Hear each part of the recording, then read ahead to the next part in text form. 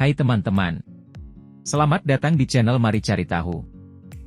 Pada video kali ini, kita akan menjelajahi konsep dasar dalam bahasa pemrograman C++. Jika Anda baru memulai dalam dunia pemrograman atau ingin memperkuat dasar-dasarnya, video ini sangat cocok untuk Anda. Mari kita mulai. Pertama kita akan belajar mengenai variabel. Apa sih arti variabel?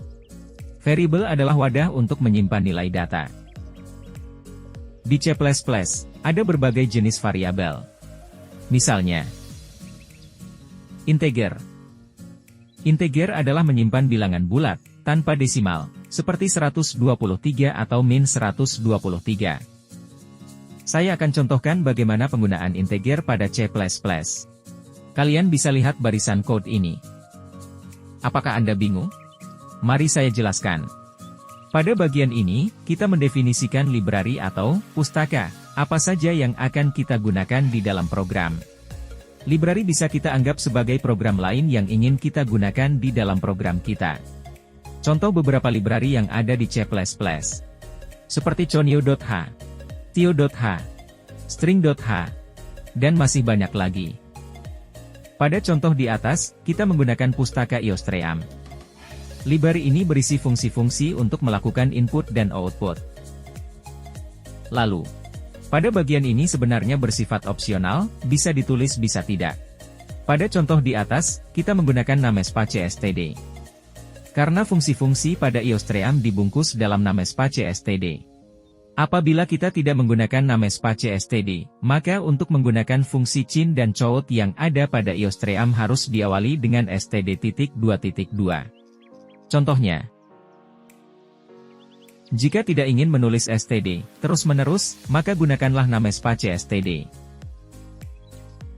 Lalu, bagian berikutnya adalah bagian fungsi.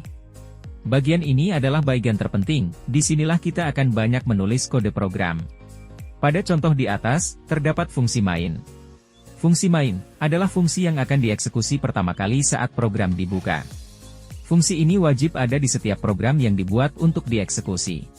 Tapi, jika hanya membuat program yang berfungsi sebagai library saja, fungsi main boleh tidak dibuat. Selain fungsi main, kita juga bisa membuat fungsi yang lain pada bagian ini. Contohnya, pada contoh di atas kita membuat fungsi hello di bawah fungsi main. Apakah boleh ditulis di atas fungsi main? Boleh. Yang tidak boleh, menuliskannya di dalam fungsi main seperti ini. Berikutnya ada variabel double.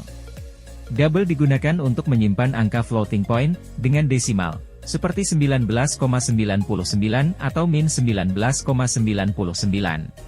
Kalian bisa lihat contoh kode sebagai berikut. Perbedaan integer dan double yaitu: integer berisikan bilangan bulat, sedangkan double berisikan bilangan desimal. Lalu ada juga variabel char. Char digunakan untuk menyimpan karakter tunggal, seperti A atau B. Nilai karakter dikelilingi oleh tanda kutip tunggal. Kalian bisa lihat contoh kode sebagai berikut. Sama halnya juga variabel string. String digunakan untuk menyimpan teks, seperti hello world. Nilai string dikelilingi oleh tanda kutip ganda. Kalian bisa lihat contoh kode sebagai berikut. Di sini terlihat perbedaan antara string dan char. Jika char berisikan karakter tunggal. Jika string berisikan sebuah teks yang ditandai dengan kutip ganda. Variabel yang terakhir adalah boolean atau sering disebut juga bool. Boolean digunakan untuk menyimpan nilai dengan dua status, yaitu benar atau salah. Kalian bisa lihat contoh penerapan kode sebagai berikut. Sampai sini apa kalian masih bingung? Jika iya, kalian bisa tulis pertanyaan kalian di kolom komentar dan pastinya akan saya bantu jawab semua pertanyaan kalian. Baik, di pertemuan berikutnya saya akan membahas tentang operator matematika dan logika.